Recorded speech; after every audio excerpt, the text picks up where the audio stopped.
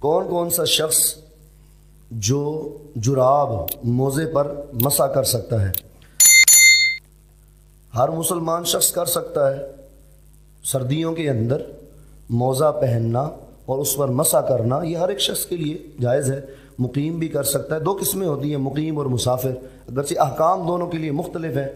مقیم آدمی جو ہے، جیسے ہم ہیں مقیم، اپنے گھر میں رہتے ہیں تو 24 گھنٹے کے لیے ہم پہن سکتے ہیں، پھر دوبارہ وضو کر کے اس کو پہننا پڑے گا۔ اور اگر مسافر ہے تو وہ اپنے سفر کے حساب سے 3 دن رات اس کے حساب سے وہ پہنتا ہے اور اس حساب سے وہ اس کو دوبارہ پہنے گا۔ پہن دونوں قسم میں، ہر ایک مسلمان دونوں قسم کا جو ہے وہ اس کو پہن سکتا ہے۔ البتہ جو اس میں یہ کہا گیا نا جراب اور موزہ، تو تحقیق یہی ہے کہ ابھی تک کوئی ایسی جراب آئی نہیں جس کے بارے میں فقہائے کرام نے مکمل تحقیق کر رکھی ہوئی ہے۔ مارکیٹ کے اندر کہا جاتا ہے جی وہ ایسی جرابیں آئی ہیں جن کے اندر سے ہوا اور پانی نہیں گزرتے ہیں۔ اگر واقعتاً حقیقتاً ایسا ہے تو پھر تو اس کے اوپر مسح کر لیں۔ موزہ وہ ہوتا ہے، میں آخری بات یہ عرض کر دیتا ہوں شروع میں ہی، موزہ وہ ہوتا ہے جس کے اندر سے ہوا اور پانی کا گزر نہ ہو، جس کے اندر ہوا اور پانی کا گزر نہ ہو، موزہ اسے کہتے ہیں۔ تو موزہ پہن کر آپ مسح کر سکتے ہیں۔ جس چیز کے اندر سے پانی گزر گیا، ہوا گزر گئی، وہ موزہ نہیں ہے۔ لہٰذا جراب ایسی ہی چیز ہے جس کے اندر سے پانی بھی گزر جاتا ہے اور ہوا بھی گزر جاتی ہے، لہٰذا اس کے اوپر مسح نہیں ہو سکتا۔ ٹھیک ہے جی۔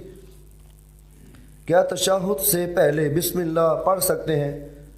یہ ایسا مقام ہے جہاں پڑھنے کی حاجت نہیں ہے، ضرورت نہیں ہے۔ اگر کوئی بندہ بھولے سے پڑھ بیٹھا ہے تو گناہ بھی نہیں ہے، نماز بھی نہیں ٹوٹے گی، کوئی سجدہ صاحب بھی نہیں کرنا پڑے گا اگر کوئی پڑھ لیتا ہے، کیونکہ یہ نماز کا حصہ ہے۔ نماز میں اس کو ہم پڑھ سکتے ہیں۔ جو چیز نماز میں پڑھی جا سکتی ہے اس کے پڑھنے سے کوئی فرق نہیں آتا ہے۔